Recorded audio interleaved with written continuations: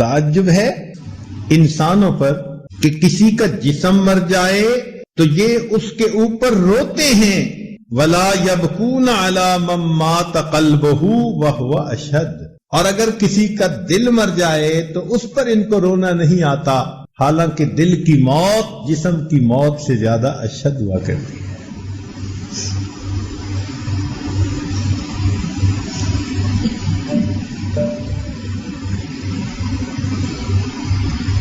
حسن بصری رحمۃ اللہ علیہ کے پاس ایک آدمی آیا،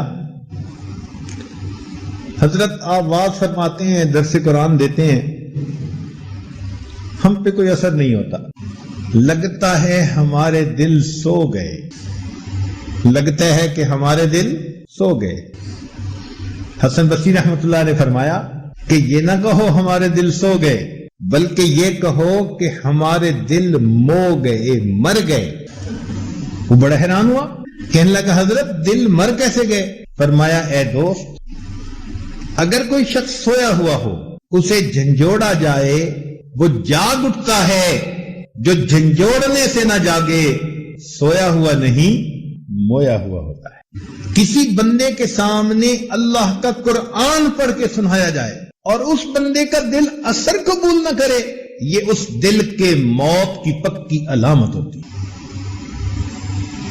یہ سویا ہوا نہیں، یہ مویا ہوا دل ہے۔ اسی کو کہنے والے نے کہا، دل مردہ دل نہیں ہے، اسے زندہ کر دوبارہ، کہ یہی ہے امتوں کے مرض کہن کا چارہ۔ ایک وقت تھا دلوں میں، سینوں میں دل زندہ ہوتے تھے، تیری نگاہ سے دل سینوں میں کانپتے تھے،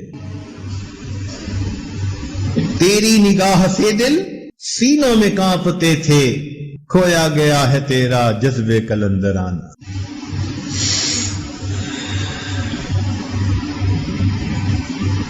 اب اس مردہ دل کو زندہ کرنے کے لیے سب سے بہترین اکسیر وہ اللہ تعالی کا ذکر ہے۔ یہ سمجھ لیں کہ اس کے لیے ویکسین ہے۔ حدیث پاک میں فرمایا، ذکر اللہ شفاء القلوب، اللہ تعالی کا ذکر دلوں کے لیے شفا ہے۔ چنانچہ اللہ تعالیٰ کی یاد سے دل کی بیماریاں دور ہوتی ہیں، دل کے اندر سے روحانی بیماریاں ختم ہو جاتی ہیں۔ صدیق اکبر عنہ کی روایت ہے، فرماتے ہیں، مثل لکل شیء ثقالۃ وثقالۃ القلوب ذکر اللہ۔ ہر چیز کے لیے ایک پالش ہوتی ہے، اور دلوں کی پالش اللہ تعالیٰ کی یاد ہے۔ تو جو انسان اپنے رب کو یاد کرے اپنے دل میں، اس کا دل منور ہوتا ہے۔ ابن تیمیہ رحمۃ اللہ علیہ لکھتے ہیں، الذکر للقلب کالماء للسمک، دل کے لیے ذکر ایسا ہے جیسا کہ مچھلی کے لیے پانی ہوا کرتا ہے۔ مچھلی پانی کے بغیر زندہ نہیں رہتی، انسان کا دل اللہ کے ذکر کے بغیر زندہ نہیں رہتا۔ فَكَيْفَ يَكُونُ حَالُ السَّمْكِ إِذَا أُخْرِجَ مِنَ الْمَاءِ، اگر مچھلی کو پانی سے نکال دیا جائے تو اس کا کیا حال ہوتا ہے؟ مچھلی کا تڑپنا ضرب المثل بن گیا۔ لوگ کہتے ہیں جی ماہیے بے آب کی طرح تڑپنے لگ گیا، تو جیسے مچھلی پانی کے بغیر تڑپتی ہے، مومن کا دل اللہ رب العزت کی یاد کے بغیر ایسے تڑپتا ہے۔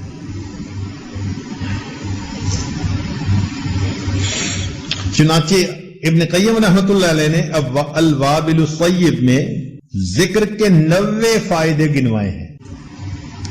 فرماتے ہیں کہ ذکر قوت القلوب ہے، دل کی غذا ہے۔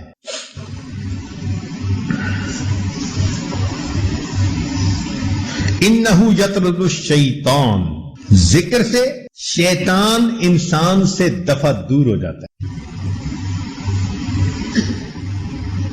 آپ دیکھیں دنیا کا یہ دستور ہے کہ جب کوئی فوجی کسی دشمن پہ قابو پاتا ہے تو سب سے پہلے اسے کہتا ہے ہینڈز اپ۔ کیوں کہتا ہے؟ تاکہ اگر اس کے ہاتھ میں کوئی نقصان دہ چیز ہے تو وہ اس کے ہاتھ سے نکل جائے، ختم ہو جائے، خالی ہاتھ اوپر آ جائے۔ اس کو نقصان دہ چیز سے خالی کر دیتا ہے۔ بالکل اسی طرح شیطان جب انسان پر قابو پاتا ہے تو اس کے دل کو اللہ کی یاد سے غافل کر دیتا ہے۔ سنیے قرآن عظیم الشان، اللہ تعالیٰ فرماتے استحوذ علیہم الشیطان فانساہم ذکر اللہ، شیطان ان پر غالب آ گیا، شیطان نے ان کو اللہ کی یاد سے غافل، اس لیے کہ یہ ہمارے پاس ایک مہلک ہتھیار ہے شیطان کے مقابلے میں، وہ ہمیں ہتھیار سے فارغ کر دیتا ہے۔ اور اگر انسان ذکر کرے تو اللہ تعالیٰ ارشاد فرماتے ہیں ان الذین اتقوا، بے شک جو میرے متقی لوگ ہیں، اذا مسہم طائف من الشیطان تذکروا، جب شیطان کی ایک جماعت ان پر حملہ آور ہوتی ہے وہ ذکر کرتے ہیں فاذا ھم مبصرون، اللہ ان کو بصیرت عطا فرما دیتے ہیں، شیطان سے بچ جاتے ہیں۔ تو ہماری پروٹیکشن شیطان سے اللہ رب العزت کے ذکر کے ذریعے سے۔ وَيَرْضَ الرحمن، اور ذکر سے رحمان خوش ہوتے ہیں، یزیل الحم والغم من القلب، ذکر کے کرنے سے انسان کے دل سے غم، پریشانی سب کچھ ختم ہو جاتا ہے۔ اسی کو کسی نے یوں کہا، نہ دنیا سے، نہ دولت سے، نہ گھر آباد کرنے سے تسلی دل کو ہوتی ہے خدا کو یاد کرنے سے۔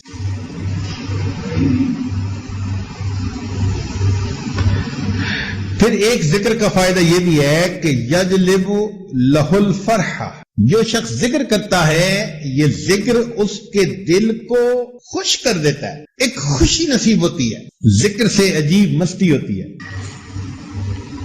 جائیے کس واسطے اے درد میں خانے کے بیچ، جائیے کس واسطے اے درد میں خانے کے بیچ، کچھ عجب مستی ہے اپنے دل کے پیمانے کے بیچ۔ یہ دل جب جاگتا ہے نا، زندہ ہوتا ہے، اس میں ایک عجیب مستی ہوتی ہے، عجیب لذت ہوتی ہے۔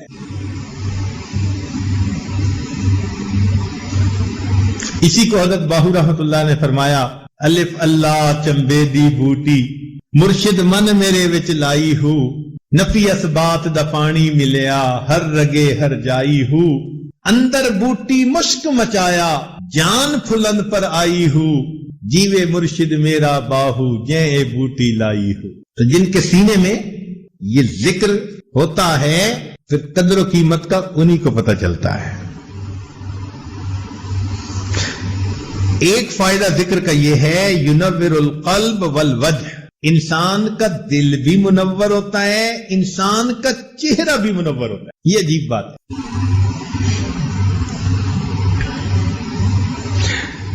وَيَكْسُ الذَّاكِرَ الْمَحَابَةَ وَالْحَلَاوَةَ وَالنَّظْرَ، جو ذکر کرنے والا ہوتا ہے ذکر کی بنا پر اس کے چہرے کے اوپر ایک ہیبت ہوتی ہے اور ایک حلاوت ہوتی ہے اور ایک رعنائی اور خوبصورتی ہوتی ہے۔ اللہ والوں کے چہروں کو دیکھو، اللہ تعالیٰ کی یاد کا نور ان کے چہروں پہ چمک رہا ہوتا ہے۔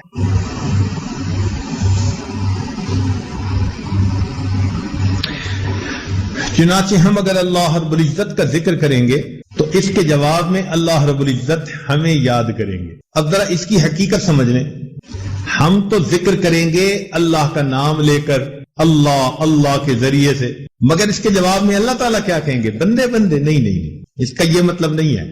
دیکھیں، اگر آپ کو کسی افسر سے کوئی کام ہو،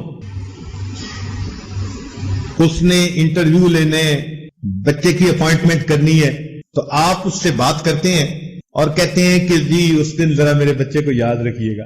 اب یاد رکھنے کا یہاں مفہوم اور ہے، کیا مطلب ہے کہ جب آپ فیصلہ کرنے بیٹھیں گے تو میرے بچے کے حق میں فیصلہ کرنا۔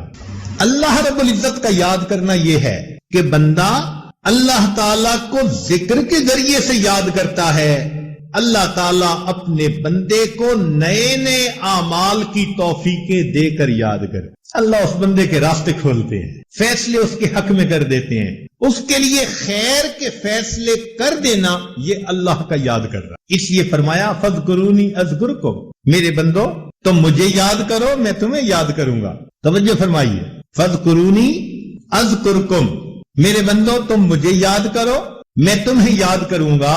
کیا مطلب؟ میرے بندو تم مجھے فرش پہ یاد کرو گے، میں پروردگار تمہیں عرش پہ یاد کروں گا. اے میرے بندو تم مجھے معذرت کے ساتھ یاد کرو گے، تم مجھے معذرت کے ساتھ یاد کرو گے، میں پروردگار تمہیں مغفرت کے ساتھ یاد کروں گا. تم معافی مانگے نا، میں معاف کر دوں گا. تم معذرت کے ساتھ مجھے یاد کرو گے، میں پروردگار تمہیں مغفرت کے ساتھ یاد کروں گا. فاذکرونی اذکرکم، میرے بندو تم میرا احترام کرو گے، میں پروردگار مخلوق کے دلوں میں تمہاری عزتیں بٹھا دوں گا. کہتے ہیں بشر حافی رحمت اللہ علیہ شراب پیتے تھے، غفلت کی زندگی تھی. ایک دن جا رہے تھے، انہوں نے ایک کاغذ کے اوپر اللہ رب العزت کا نام لکھا دیکھا کہ کاغذ زمین پہ گرا ہوا تھا. ان کے دل میں خیال آیا یہ اللہ کا نام ہے. انہوں نے وہ کاغذ اٹھا کر اونچی جگہ پر رکھ دیا. اتنا سا عمل کیا. اللہ رب العزت نے وقت کے ایک ولی کے دل میں الہام فرمایا کہ جا کر بشر حافی سے کہہ دو کہ تم نے میرے نام کی عزت کی، اس کے جواب میں تمہارے نام کو پوری دنیا میں عزت عطا فرما دوں. تم نے تو پاؤں سے اٹھا کے سر تک میرے نام کو پہنچایا، میں تمہارے نام کو فرش سے اٹھا کے عرش تک پہنچا دوں. فاذکرونی اذکرکم، تم میرا ذکر کرو میں تمہارا ذکر کروں گا. کیا مطلب؟ کہ میرے بندو تم معصیت سے بچ کر مجھے یاد کرو گے، میں مصیبت کے وقت میں بندو مدد کے ذریعے تمہیں یاد کروں. فاذکرونی اذکرکم، تم مجھے یاد کرو میں تمہیں یاد کروں گا. کیا مطلب؟ میرے بندو تم اپنی راحت کے لمحات میں مجھے یاد کرو گے، میں تمہاری زحمت کے اوقات میں تمہیں یاد کروں. فاذکرونی اذکرکم، میرے بندو تم دنیا میں نرم بستروں پر لیٹ کر مجھے یاد کرو گے اور میں پروردگار قبر میں تمہارے لیٹتے وقت تمہیں یاد کروں. تو یہ ذکر انسان کے لیے شفا ہے.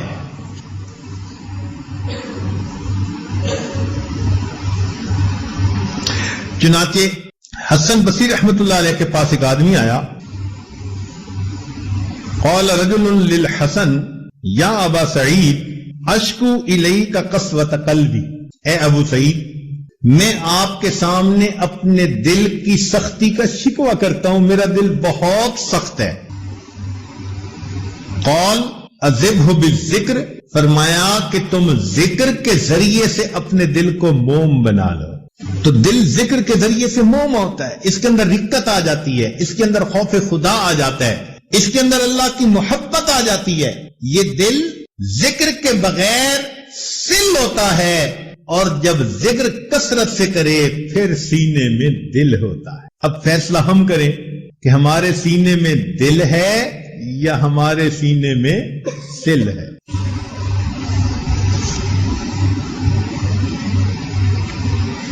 قال رجل لسلمان رضی اللہ تعالیٰ عنہ، سلمان فارسی عنہ سے کسی بندے نے کہا ای الاعمال افضل، عملوں میں سے کون سا عمل بڑا افضل ہے؟ فقال اما تقرأ القرآن، فرمایا تو نے قرآن نہیں پڑھا؟ قرآن مجید میں کہا وَلَذِكْرُ اللَّهِ اکبر، اور اللہ کا ذکر سب سے بڑا عمل ہے. اسی حدیث پاک میں آتا ہے مثل الذی یذکر ربہ والذی لا یذکر ربہ کمثل الحی والمیت، مثال اس شخص کی جو ذکر کرتا ہے اور جو نہیں کرتا زندہ اور مردہ کسی ہے. ہم اللہ تعالیٰ کا ذکر کثرت کے ساتھ کریں، اتنا کریں کہ دل جاری ہو جائے، دل زندہ ہو جائے. ایک لمحہ بھی ہم اللہ کی یاد سے غافل نہ ہو. گو میں رہا رہی نے ستمہائے روزگار، لیکن تیرے خیال سے غافل نہیں رہا. دنیا کے کاموں میں ہم لگے ہوئے ہوں، کھیتی باڑی میں، تجارت میں، زراعت میں، مگر ہمارے دل اللہ کی یاد میں لگے ہوئے. ایسا دل بن جائے، ایک لمحہ بھی ہم اللہ کو نہ بھولیں. یہی تو ہمارے بزرگوں نے فرمایا کہ جو دم غافل سو دم کافر، جو سانس اللہ رب العزت سے غفلت میں گزر گیا یوں سمجھ لو کہ وہ سانس کفر کی حالت میں گزر گیا، ایک لمحہ بھی اللہ سے غافل۔ ایسی کیفیت ہو ہماری، لیٹے بیٹھے چلتے پھرتے ہر وقت اللہ کی یاد دل میں، یاد میں تیری سب کو بھلا دوں کوئی نہ مجھ کو یاد رہے، تجھ پر سب گھر بار لٹا دوں خانہ دل آباد رہے، سب خوشیوں کو آگ لگا دوں غم سے تیرے دل شاد رہے، سب کو نظر سے اپنی گرا دوں تجھ سے فقط فریاد رہے، اب تو رہے بس تا دم آخر ورد زباں اے میرے الہ، لا الہ الا اللہ لا الہ الا اللہ۔ ایسا ذکر جب زندگی میں کثرت سے ذکر کریں گے پھر آخری لمحے میں کلمہ ہماری زبان پر آسانی سے جاری ہو جائے۔ تو ذکر کی کثرت یہ دل کی سختی کا علاج ہے۔ دل کی موت اگر ہو چکی تو اس کے لیے یہ حیات کی مانند ہے۔ اس لیے قرآن مجید میں ذکر کثیر کا حکم، یا ایھا الذین آمنوا اذکروا اللہ ذکرا کثیرا والذاکرین اللہ کثیرا والذاکرات۔ تو دیکھو ہر جگہ ذکر کثیر کا حکم ہے، کثرت سے ذکر کریں، کثرت سے ذکر کریں۔ تو کثرت سے ذکر کرنے پر انسان کا دل زندہ ہو جاتا ہے، انسان کے دل میں نور آ جاتا ہے، دل منور ہو جاتا ہے۔ حضرت خواجہ مجذوب رحمۃ اللہ علیہ کلیکٹر تھے اپنے زمانے میں، ایک بڑی پوسٹ تھی، ریٹائرمنٹ ہو گئی۔ ایک صاحب ملے، اس نے کہا کہ حضرت کیا حال ہے؟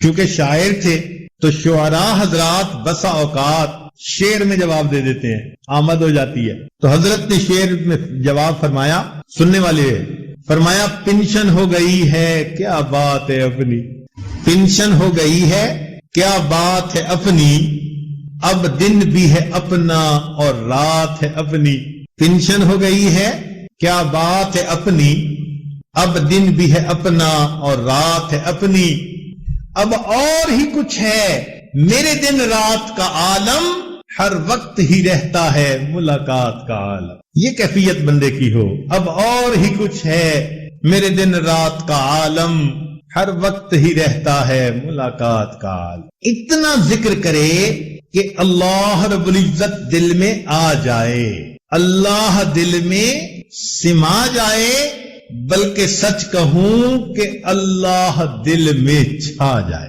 ایسی اللہ رب العزت کی محبت۔ ایک بزرگ تھے، ان سے کسی نے پوچھا کہ حضرت کیا حال ہے؟ انہوں نے آگے سے شعر پڑھا، فرماتے ہیں، میری زیست کا حال کیا پوچھتے ہو، میری زیست کا حال کیا پوچھتے ہو، بڑھاپا نہ بچپن نہ میری جوانی، جو چند ساعتیں یاد دل بر میں گزری، وہی ساعتیں ہیں میری زندگانی، جو چند لمحے اللہ کی یاد میں گزر گئے وہ میری زندگی ہے، اور باقی سارا کچھ شرمندگی ہے۔ تو دل کو زندہ کرنے کے اسباب میں سے پہلا سبب ذکر کی کثرت۔ ہمارے مشائخ یہی سبق دیتے ہیں، سب سے پہلے فرماتے ہیں کہ 2 حصوں میں کرو، ایک تو چلتے پھرتے لیٹے بیٹھے اللہ کی طرف دھیان رکھو، اس کو وقوف قلبی کہہ دیتے ہیں، اور ایک فرماتے ہیں کہ صبح اور شام 15 منٹ آدھا گھنٹہ ساری دنیا سے ہٹ کٹ جاؤ اور اللہ تعالیٰ کی یاد میں ڈوب جاؤ، ساری دنیا سے ہٹ کٹ جاؤ اور اللہ تعالیٰ کی یاد میں ڈوب جاؤ۔ جب انسان یوں مراقبہ کرتا ہے نا صبح و شام، تو دل کی کیفیات دوبارہ تازہ ہو جاتی ہیں۔ آج کل کے دور میں اس کو سمجھنا بہت آسان ہے۔ دیکھیں آج کل تو چھوٹے بڑے بہت لوگوں کے پاس سیل فون ہوتا ہے، موبائل فون، اس کی بیٹری ہوتی ہے۔ اب اگر سارا دن اس پر باتیں کرتے رہیں تو اس کی بیٹری ڈسچارج ہو جاتی ہے۔ اس کو پھر چارجر سے لگانا ضروری ہوتا ہے۔ اگر آپ چارجر سے نہیں لگائیں گے تو بیٹری اتنی فلیٹ ہو جائے گی کہ بات ڈسکنیکٹ ہو جائے گی، پھر آن ہی نہیں ہوگا۔ بالکل اسی طرح ہم سارا دن لوگوں کے ساتھ انٹریکٹ کرتے رہتے ہیں، کام، کاروبار، بیوی، بچے، دوست، احباب، ہمارے دل کی کیفیات کی بیٹری ڈاؤن ہوتی رہتی ہے، ڈاؤن ہوتی ہے۔ ہمیں چاہیے صبح و شام اس کو چارجر کے ساتھ لگائیں۔ یہ جو مراقبہ ہے نا کہ اللہ سے لو لگا کے بیٹھے، حقیقت میں اللہ کی رحمت کے ساتھ اس ہم دل کو کنیکٹ کر دیتے ہیں، ادھر سے برکت آتی ہے، رحمت آتی ہے، اور وہ دل کی بیٹری کو دوبارہ چارج کر۔ اس لیے صبح و شام کا ذکر بہت ضروری، یہ پہلا سبب۔ دوسرا سبب جس سے دل زندہ ہوتا ہے وہ ہے تلاوت القرآن۔ آدمی کم از کم 1 پارہ روزانہ تلاوت کرے، بہت مشکل ہو تو چلو آدھا پارہ۔ کوئی دن زندگی کا اللہ تعالی کی یاد کے بغیر نہ گزرے، تلاوت قرآن کے بغیر نہ گزرے۔ ہمارے ان لاز کے ایک بزرگ تھے، دارالعلوم دیوبند سے انہوں نے فراغت حاصل کی تھی۔ میری ایک مرتبہ ان کی ملاقات سوات میں ہوئی تو وہ کہنے لگے کہ میں امام العلماء والصلحاء حضرت خواجہ عبد المالک صدیقی رحمت اللہ علیہ سے بیعت ہوا، اور اس وقت انہوں نے فرمایا کہ 1 پارہ روزانہ تلاوت کرنا۔ فرمانے لگے کہ آج اس بات کو کہے 43 ایئرز گزر چکے ہیں، ان 43 سال میں ایک دن بھی میرے قرآن کی تلاوت میں ناغہ نہیں ہوا۔ جب ایسے لوگ اللہ کے سامنے نامہ اعمال لے کر جائیں گے، ہمیں کتنی شرمندگی ہوگی کہ ہمارے کتنے دن تلاوت کے بغیر جا چکے ہیں۔ اب دیکھو 43 سال، سردی بھی، گرمی بھی، صحت بھی، بیماری بھی، دیس بھی، پردیس بھی، خوشی بھی، غمی بھی، 100 عوارض ہوتی ہیں، مگر وہ کہتے ہیں میں نے 1 پارے کی تلاوت پکی۔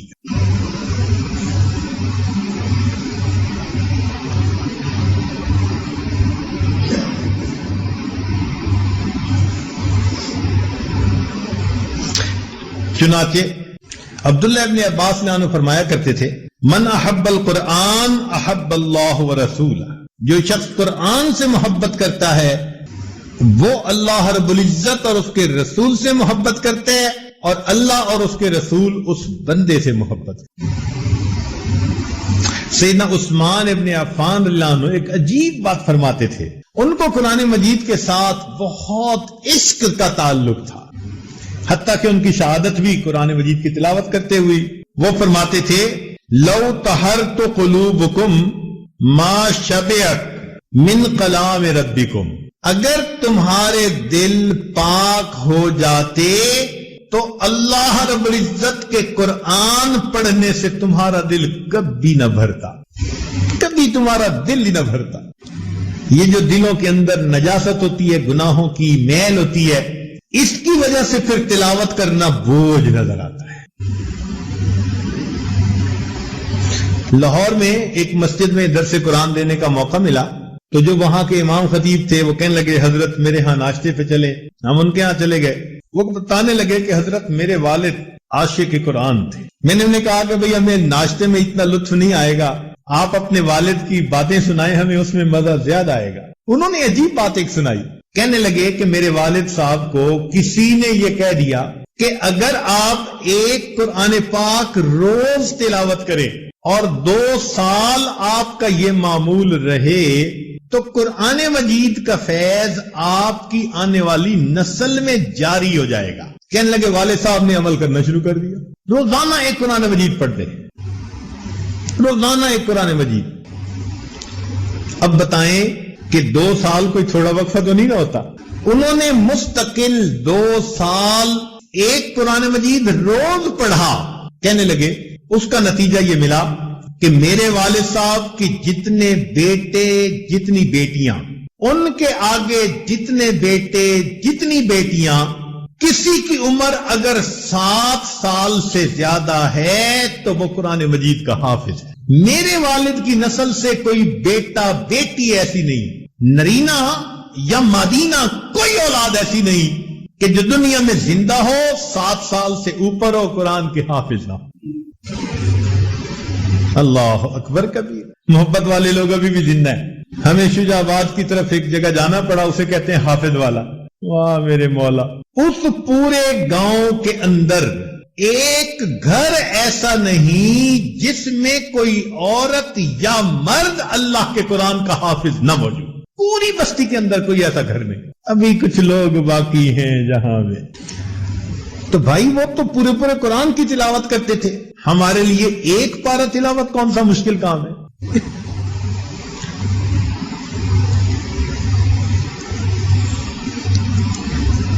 جیسے گرمی کے موسم میں ایک آدمی صحرا کا سفر کر رہا ہو نا, پسینہ آیا ہوا ہوتا ہے, حلق خشک ہوتا ہے, اور جی چاہتا ہے کہ پانی کا قطرہ کہیں سے مل جائے.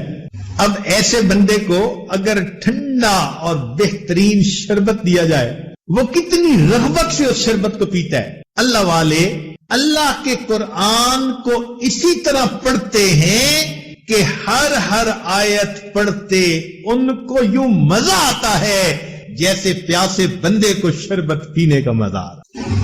آج کل کے نوجوان آئس کریم کھاتے ہیں جی, ونیلا آئس کریم. اچھا بھائی, کہتے ہیں جی کہ بس اس کو کھائیں تو ہر دفعہ کھانے کا مزہ. اللہ والوں کے دل کی یہی کیفیت. ان کو قرآن مجید کی ہر آیت پر اس طرح مزہ آتا ہے جس طرح ہمیں آئس کریم ہر دفعہ منہ میں لے جانے کا مزہ آتا ہے. اصل میں ہم اس مزے سے واقف نہیں نا, اس لیے, ورنہ آسان کام ہوتا ہے عشاء کے وضو سے فجر کی نماز پڑھ لینا. 40 سال عشاء کے وضو سے فجر کی نمازیں پڑھی ہمارے بزرگوں نے.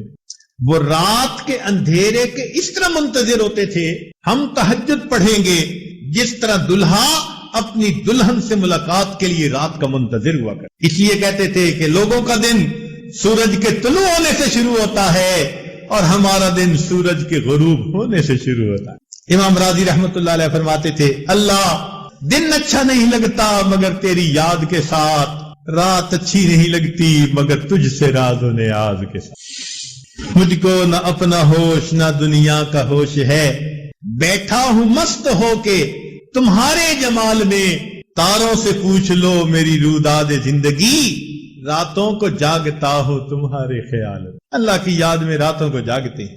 تیسرا سبب جس سے انسان کا دل زندہ ہوتا ہے, الاستغفار. استغفار پڑھنا. ہمارے مشائخ فرماتے ہیں 100 دفعہ صبح 100 دفعہ شام یہ کم از کم ہے, ورنہ 200 مرتبہ صبح 200 مرتبہ شام پڑھے. استغفار پڑھنے سے انسان کے دل کی میل دور ہو جاتی ہے.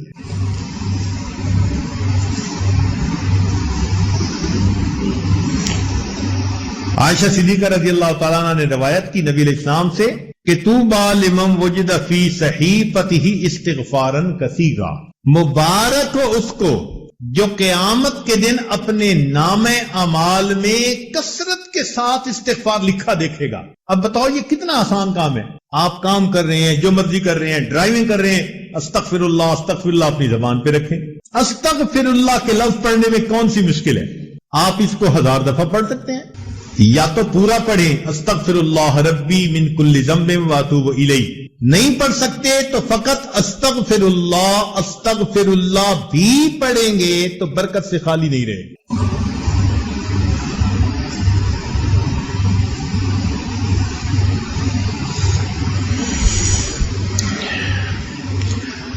چوتھا سبب جس سے دل زندہ ہوتا ہے الصلاۃ علی النبی, نبی علیہ الصلوۃ والسلام پر درود شریف کا پڑھنا.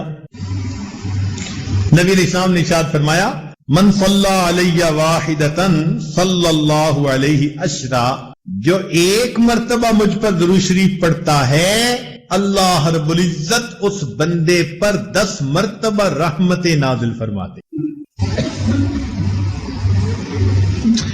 چنانچہ ہمارے مشائخ نے لکھا ہے وَكَذَلِكَ جَعَلَ جَزَاءَ ذِكْرِ نَبِيِّهِ ذِكْرَ مَنْ ذَكَرَهُ, کہ اللہ تعالیٰ کو اپنے محبوب سے ایسی محبت ہے کہ جو اللہ تعالیٰ کے محبوب کو یاد کرتا ہے درود شریف پڑھنے کے ذریعے سے اللہ اس بندے کو 10 مرتبہ یاد کرتے.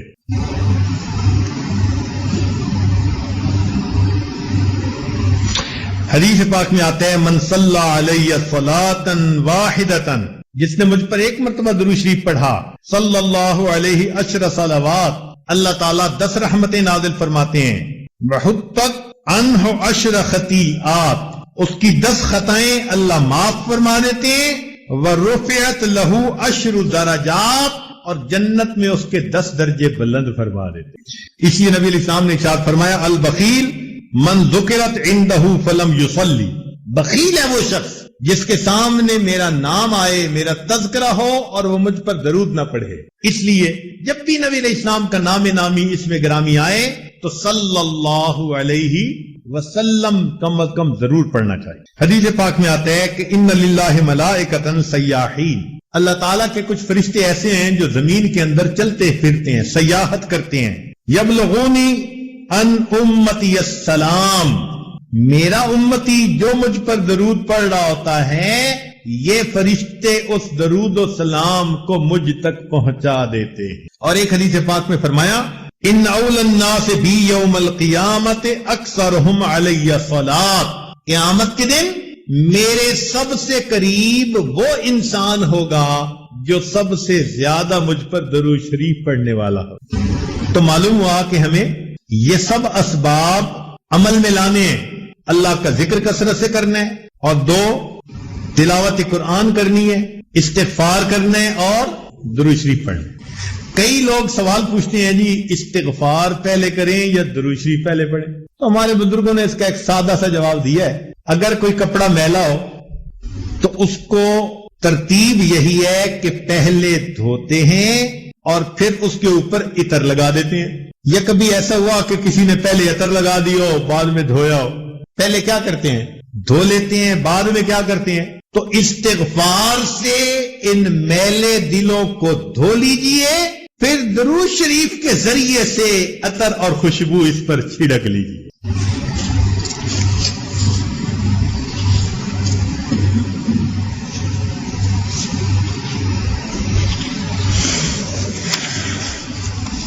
اگلا سبب جس سے کہ انسان کا دل زندہ ہوتا ہے، صحبت شیخ.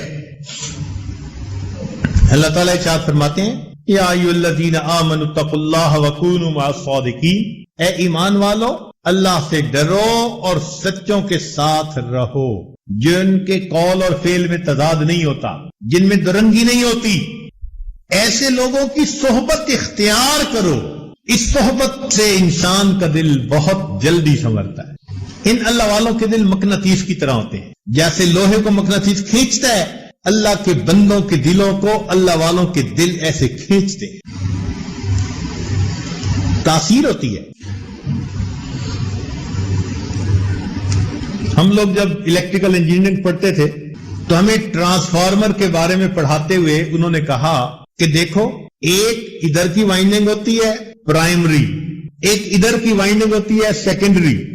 ان میں فزیکلی کنٹیکٹ کوئی نہیں ہوتا، مگر ادھر سے وولٹیج ادھر انڈیوس ہو جاتا ہے. بالکل یہی حال کہ اللہ والوں کی صحبت میں جو بندہ بھی آ کر بیٹھتا ہے وہ ہائی وولٹیج جو ہوتا ہے نا اللہ کی محبت کا، وہ دوسرے سینوں میں بھی انڈیوس ہو جاتا ہے.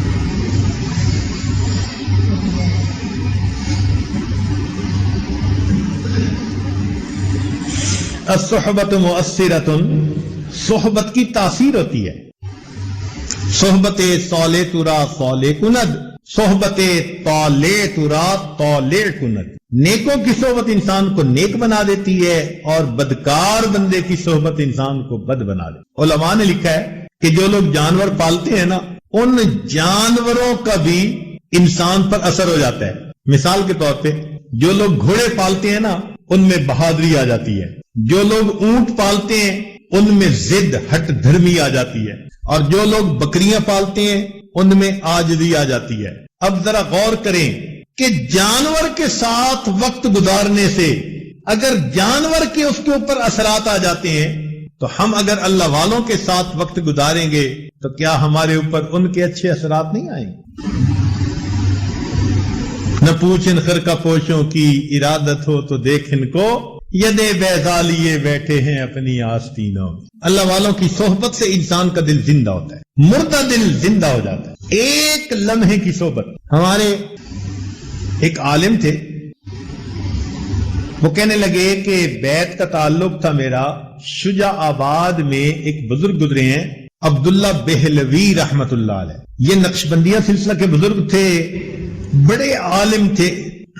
ان کا درس تفسیر بڑا مشہور تھا. رمضان المبارک میں درس تفسیر دیتے تھے اور ملک سے مدارس میں جو علماء ہوتے تھے نا تفسیر کا مضمون پڑھانے والے وہ ان کے پاس جا کر تفسیر کا دورہ کیا کرتے تھے, تفسیر کا دورہ کرتے تھے. علماء کو بہت فیض ملا ان سے, تو ان عالم کی بیعت ان سے تھی. کہتے ہیں ایک دن اب میرے دل میں خیال آیا میں جاؤں اپنے حضرت کو ملوں. ان کے پاس گیا, ان کو ملا. پھر میں نے تھوڑی دیر بعد اجازت مانگی واپسی کی, کیونکہ پیچھے مدرسہ تھا اور مجھے سبق پڑھانے تھے. جو تعلیم و تعلم سے تعلق رکھتے ہیں نا علماء, ان کو بہت وقت کا پابند ہونا پڑتا ہے کہ طلباء ہوتے ہیں ان کا ورنہ وقت ضائع ہوتا ہے.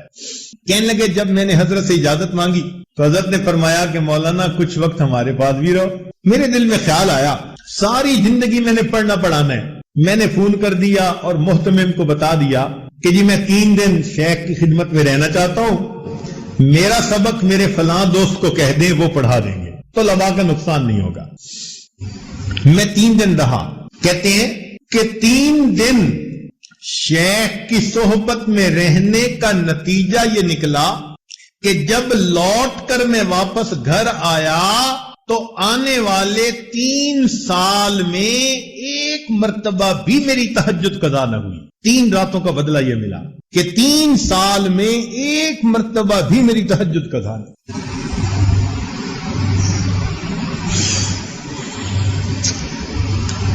دل کو زندہ کرنے کا ایک سبب اتباع سنت.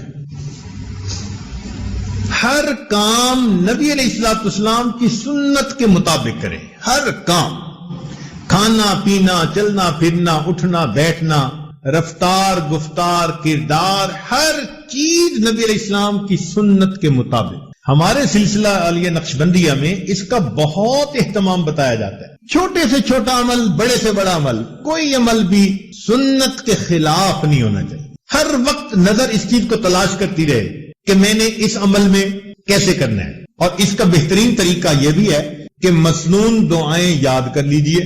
کتابیں مل جاتی ہیں چھوٹی سی, نبی علیہ الصلوۃ والسلام کی مسنون دعائیں, پیارے نبی علیہ السلام کی پیاری دعائیں, ان کو یاد کر لیں اور جس موقع پر پڑھنے کی دعا ہو اس پر پڑھتے رہیں. جو لوگ کہتے ہیں نا جی کہ وقوف قلبی نہیں رہتا, وہ دوسرے لفظوں میں بتا رہے ہوتے ہیں جی کہ میں مسنون دعا کی پابندی کوئی نہیں کرتا. اس لیے کہ مسنون دعا کی پابندی کرنے کا انعام یہ ملتا ہے کہ انسان ہر وقت اللہ کی طرف متوجہ رہتا ہے. کھانا کھانے کی دعا, کھانے کے بعد کی دعا, سو کر اٹھنے کی دعا, سونے سے پہلے کی دعا, کسی سے ملنے کی دعا, گھر میں داخل ہونے کی, نکلنے کی, ہر موقع کی دعائیں ہیں. تو مسنون دعاؤں کی برکت سے اللہ تعالیٰ وقوف قلبی کا رکھنا آسان فرما دے. آپ اس کا تجربہ کر لیجئے. جب آپ محسوس کریں نا کہ جی میں وقوف قلبی کا دھیان نہیں رکھ سکتا یا رکھنا مشکل ہے, آپ محسوس کریں گے کہ سنت دعائیں پڑھنے میں آپ کوتاہی کر رہے ہیں. ان کی پابندی کریں, آٹومیٹکلی اللہ کی طرف دھیان رہے گا, توجہ رہے گا.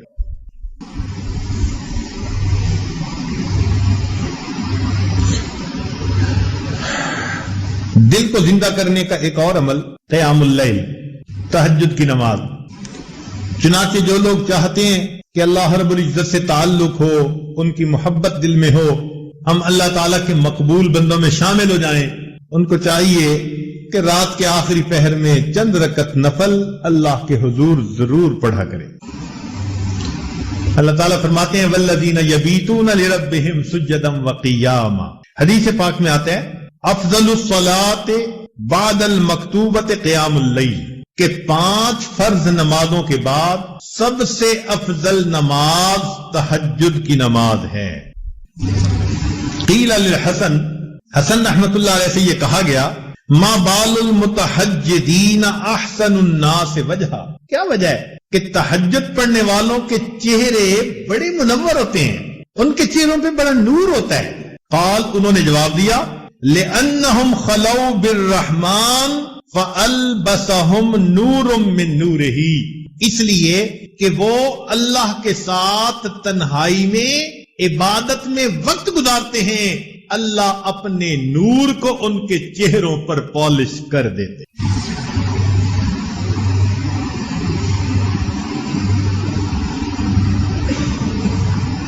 ایک بزرگ فرمایا کرتے تھے کہ حضرت، ان کے پاس ایک بندہ آیا، اس نے کہا کہ حضرت مجھے رات تہجد کی توفیق نصیب نہیں ہوتی، کوئی عمل بتا دے۔ انہوں نے آسان سا جواب دے دیا، فرمانے لگے اے دوست تو اپنے دن کے اعمال کو سنوار لے، اللہ تعالیٰ تجھے رات کے اعمال کی توفیق عطا فرما دے۔ ہم دن میں جو نافرمانیاں کرتے ہیں نا، ان کی وجہ سے رات کی عبادت سے محروم کر دیے جاتے ہیں۔ فقال لا تعصه بالنہار، تو دن میں اللہ کی نافرمانی نہ کر، وَهُوَ يُقِيمَكَ بَيْنَ يَدَيْهِ بِاللَّيْلِ، تو دن میں اس کی نافرمانی نہ کر، وہ تجھے رات میں قیام کی توفیق عطا فرما۔ یروی عن سفیان ثوری، سفیان ثوری رحمۃ اللہ سے یہ بات منقول ہے، فرماتے تھے کہ حرمت قیام اللیل 5 اشہر بذنب اصبتہ، ایک مرتبہ ایک گناہ مجھ سے سرزد ہو گیا جس کی وجہ سے 5 مہینے تہجد کی نماز سے میں محروم ہو گیا۔ اور پتہ ہے وہ گناہ کون سا تھا؟ فرماتے ہیں گناہ یہ تھا کہ ایک نوجوان دعا مانگتے ہوئے رو رہا تھا اور میں نے اس کی طرف دیکھ کر گمان کیا کہ یہ ریاکاری کر رہا ہے۔ میں نے اپنے دل میں اتنا سوچا ریاکاری کر رہا ہے۔ اس بدگمانی کے گناہ کی وجہ سے اللہ نے 5 مہینے تہجد سے مجھے محروم کر دیا۔ اور ہم کتنی بدگمانیاں کرتے ہیں لوگوں کے بارے میں بھائی، ہر کسی سے بدگمان الا ماشاء اللہ، پھر کہتے ہیں جی تہجد نہیں ملتی۔ اور پھر بعض دوست تو ایسے ہیں جو بڑے مطمئن ہوتے ہیں، اور جی ہم سارا دن مدرسے میں قرآن پڑھاتے ہیں، حدیث پڑھاتے ہیں، رات تہجد نہ پڑھی تو کیا ہوا، ثواب تو مل ہی جاتا ہے۔ تو بھئی صحابہ کرام سارا دن سبزیاں بیچتے تھے، جو وہ رات کو تہجد کا اتنا اہتمام کرتے تھے، وہ کیا کرتے تھے؟ وہ بھی تو سارا دن دین کے کام میں لگے رہتے تھے نا، فرسان بالنہار ہوتے تھے، اور پھر اللہ ان کو رہبان باللیل بنا دیا۔ رات گھوڑے کی پیٹھ پہ ہوتے تھے صبح میں، اور رات مسلح کی پیٹھ پر ہوا کرتے تھے۔ تو یہ تو نفس ہمیں مطمئن کر دیتا ہے نا کہ کوئی بات نہیں اگر تہجد کی توفیق نہیں ملتی۔ اچھا ایک بات ذرا توجہ سے سنیں کہ ایک تو ہے ہمارا سوچنا ہم تہجد پہ نہیں اٹھتے، اور ایک سوچ کا انداز اور بھی ہے، وہ کیا؟ حدیث پاک میں آتا ہے اللہ تعالیٰ رات کو فرشتوں کی 3 جماعتیں بنا دیتے ہیں۔ فرشتوں کی کتنی جماعتیں؟ 3 جماعتیں بنا دیتے ہیں۔ ایک جماعت کو کہتے ہیں کہ دیکھو فلاں فلاں میرے مقبول بندے ہیں، تم جاؤ اور ان کو پر مار کے جگا دو، یہ تہجد میں اٹھنے کا وقت ہے، یہ اٹھیں گے مجھ سے مانگیں گے، میں پروردگار ان کی جھولیوں کو بھر دوں گا۔ چنانچہ یہ لوگ سوئے ہوئے ہوتے ہیں، نہ گھڑی کا الارم نہ کوئی اور، اچانک ان کی آنکھ کھل جاتی ہے، یہ اللہ تعالیٰ کی طرف سے فرشتے اٹھا دیتے ہیں ان کو، اچانک آنکھ کھل جاتی ہے، دل میں ارادہ لے کے سوتے ہیں 3 بجے اٹھنے، 3 بجے آنکھ کھلتی ہے، تو اللہ تعالیٰ کے فرشتے جگا دیتے ہیں۔ اور پھر دوسرے گروپ کو اللہ فرماتے ہیں کہ جاؤ فلاں فلاں فلاں میرے ناپسندیدہ بندے ہیں، میں انہیں پسند نہیں کرتا، تم جاؤ اور ان کو تھپکی دے کے سلا دو، یہ میرے نیک مقبول بندوں کے اٹھنے کا وقت ہے، اور میں نہیں چاہتا کہ اس موقع پر یہ مجھے اپنی شکل دکھائیں۔ رات کے 1 بجے تک جاگتے رہیں گے، 2 بجے تک جاگتے رہیں گے، جب تہجد کا وقت شروع ہو جائے گا نیند آ جائے گی۔ آپ شادی بیاہ پہ دیکھیں، لوگ پروگرام بناتے ہیں، آج شادی کی رات ہے جی ساری رات جاگیں گے، ساری رات نہیں جاگتے، جب تہجد کا وقت شروع ہوتا ہے سارا مجمع سو جاتا ہے، گھر کی عورتیں سو جاتی ہیں، مرد سو جاتی ہیں، مہمان بچے سب سوئے پڑے ہوتے ہیں، وہ سوئے نہیں ہوتے، ان کو سلا دیا جاتا۔ تو یوں بھی تو ہم سوچ سکتے ہیں نا کہ ہم تہجد نہیں پڑھتے، نہیں، شاید ہم سے کوئی ایسا گناہ ہوتا ہے اللہ تعالیٰ اس برکت والے وقت میں ہماری شکل دیکھنا پسند ہی نہیں کرتا۔ تو یہ اسباب ہیں دل کو زندہ کرنے کے۔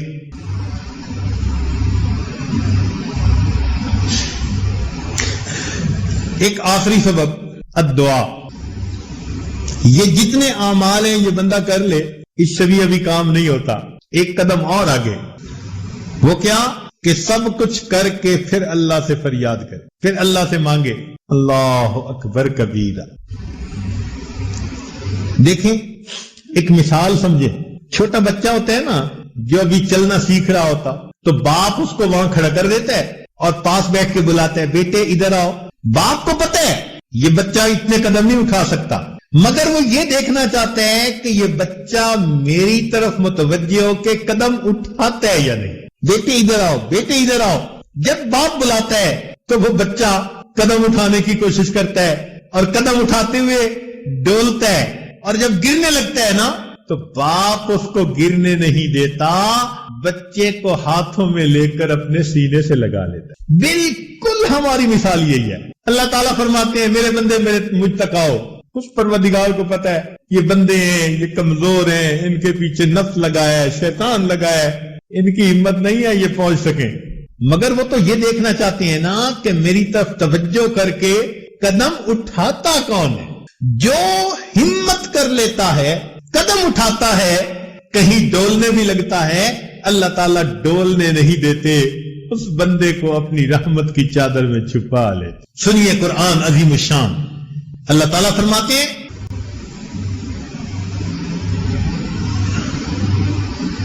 وَلَوْلَا فَضْلُ اللَّهِ عَلَيْكُمْ وَرَحْمَتُهُ، اگر اللہ کا فضل اور اس کی رحمت تم پر نہ ہوتی، مَا زَكَا مِنْكُمْ مِنْ أَحَدٍ أَبَدًا، تم میں سے کبھی بھی کوئی ستھرا نہ ہوتا. وَلَكِنَّ اللَّهَ يُزَكِّي مَن يَشَاءُ، اللہ جس کو چاہتے ہیں ستھرا کر دیتے. تو ستھرا ہونا تمہارے بس میں نہیں ہے. وَلَوْلَا فَضْلُ اللَّهِ عَلَيْكُمْ، تو معلوم ہوا کہ یہ سب کچھ کر کے بھی رات کو اللہ کے سامنے دامن پھیلانا پڑے گا. مولا ہمارے اعمال پر معاملہ نہیں سنورتا. آپ نے قرآن مجید میں فرما دیا وَلَوْلَا فَضْلُ اللَّهِ عَلَيْكُمْ وَرَحْمَتُهُ، اگر اللہ کا فضل نہ ہوتا، اس کی رحمت نہ ہوتی، مَا زَكَا مِنْكُمْ مِنْ أَحَدٍ أَبَدًا، تم میں سے کوئی کبھی بھی ستھرا نہ ہو سکتا. وَلَكِنَّ اللَّهَ يُزَكِّي مَن يَشَاءُ، اللہ جس کو چاہتے ہیں اس کو ستھرا کر دیتے. اے مولا میں اس وقت دامن پھیلائے بیٹھا ہوں، آپ سے آپ ہی کو چاہتا ہوں. اللہ رحمت کی نظر کر دیجئے. تیری ایک نگاہ کی بات ہے، میری زندگی کا سوال ہے کہ اللہ رحمت کی ایک نظر ڈال دیجئے، میری بگڑی بنا دیجئے، میری کشتی پار لگا دیجئے. میں نے جھولی پھیلا دی ہے. اللہ دنیا کے فقیروں کو دیکھا، بڑے دروازے کے سامنے جاتے ہیں، اونچی صدا لگاتے ہیں، مولا یہ تو کائنات کا سب سے بڑا دروازہ، میں اس دروازے کے سامنے ہوں. اے اللہ دنیا کا فقیر کسی دروازے سے خالی چلا جائے توقع ہوتی ہے دوسرے دروازے سے مل جائے گا، مگر جو تیرے دروازے سے خالی اٹھا مولا اس کے لیے کوئی دوسرا دروازہ دے. آپ ہی مہربانی فرما دیجئے، اور اللہ آپ ہی میری بگڑی بنا دیجئے. اللہ سے عاجزی کے ساتھ رو رو کے دعائیں مانگیے، پھر دیکھیے اللہ کی رحمت کیسے برستی. اے اللہ میں آپ کے در پر آیا ہوں، یہاں سے لوٹ کے کہیں نہیں جا سکتا، میرے لیے کوئی دوسرا دروازہ نہیں. تنگ دستی کے جو عالم میں گھبراتا ہوں، اے اللہ بہت پریشان کر دیا حالات نے، در در کے دھکے کھا لیے، اب تیرے دروازے پہ آ پہنچا. تنگ دستی کے جو عالم میں گھبراتا ہوں، پر درے غیر پہ جاتے ہوئے کتراتا ہوں. اللہ میں غیر کے دروازے پہ نہیں جاتا.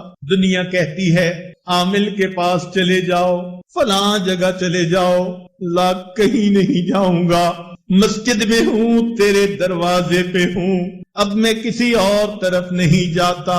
تنگ دستی کے جو عالم میں گھبراتا ہوں، پر درے غیر پہ جاتے ہوئے کتراتا ہوں. ہاتھ پھیلانے میں محتاج کو غیرت کیسی، شرم آتی ہے کہ بندہ تیرا کہلاتا ہوں. اے اللہ محتاج تو ہاتھ پھیلا دیتا ہے مگر مجھے شرم آتی ہے، بندہ تیرا ہوں ہاتھ غیر کے سامنے پھیلاؤں۔ تم ہی سے مانگیں گے تم ہی دو گے، تمہارے در سے ہی لو لگی ہے۔ رمضان کا مہینہ ہے، مقبول راتیں ہیں۔ اللہ کے نبی علیہ السلام نے فرمایا کہ بنی کلب کی بکریوں کے بالوں کے برابر جہنمی ہر رات میں جہنم سے بری کر دیے جاتے ہیں۔ آج اس اجتماع کی یہ آخری رات ہے، ہم اللہ تعالیٰ سے دعا مانگیں، مولا جب اتنے اربوں انسان ایک رات میں بخشے جاتے ہیں، ہم پر بھی رحمت کی نظر ہو جائے۔ اور آج اللہ رب العزت آپ ہمیں بھی بخش دیجئے، ہم سے تو دھوپ کی گرمی برداشت نہیں ہوتی، تیرے جہنم کی گرمی کہاں برداشت ہوگی۔ میرے مولا آپ نے ہمیں ناز و نعمت سے پالا ہے، آپ ہمیں آخرت کی نعمتوں سے محروم نہ کر دیجئے گا۔ رب کریم رحمت کا معاملہ فرمائیے۔ یہ دل آج مردہ ہیں، ہم ان کو زندہ کرنا چاہتے ہیں، تیری نگاہ ناز پڑے گی، دل زندہ ہو جائیں گے۔ آج کی اس بابرکت رات میں اللہ ہمارے دلوں کو زندہ فرما دیجئے، ہماری یہ دعائیں قبول کر لیجئے۔ مولا ہمیں مانگنا بھی نہیں آتا، ہمیں بن مانگے عطا فرما دیجئے، بن مانگے عطا فرما دیجئے، ہماری پریشانیاں دور کر دیجئے۔ میرے مولا رحمت کے ساتھ ہمیں اس جگہ سے زندہ دلوں کو لے کر واپس جانے کی توفیق عطا فرما دیجئے۔ جو بھی پریشانیاں ہیں اپنی رحمت سے ان کو دور فرما دیجئے، اور آنے والے وقت کو اللہ گزرے ہوئے وقت سے بہتر فرما دیجئے۔ رب کریم ہم آپ کی خدمت میں یہ عرض کرتے ہیں، فریاد کرتے ہیں کہ اس مجلس میں ہمارے دلوں کو زندہ فرما دیجئے۔ ہم نے دنیا میں دیکھا، گھر آئے مہمان کی دنیا دار بھی لحاظ کر لیتے ہیں۔ اللہ یہ تیرے گھر میں آئے ہوئے مہمان ہیں، دور سے چل کے آئے ہیں، وقت کو فارغ کر کے آئے ہیں، تجھے بنانے کے لیے آئے ہیں۔ میرے مولا مہمان کو خالی کوئی نہیں بھیجتا، آپ نے حکم دیا کہ مہمان کی مہمان نوازی کرو، عزت افزائی کرو۔ میرے مولا یہ آپ کے گھر میں مہمان آئے ہیں، آپ بھی مہربانی فرما دیجئے، ان کے دل کی نیک مرادیں پوری فرما دیجئے، جو چاہتے ہیں اللہ عطا فرما دیجئے۔ رب کریم ہم نے دنیا میں دیکھا ماں باپ اپنے چھوٹے بچوں کی چھوٹی چھوٹی تمناؤں کو پورا کر کے خوش ہو جاتے ہیں۔ اللہ یہ آپ کے بندے ہیں، ان کے دل کی جو تمنائیں ہیں شرعی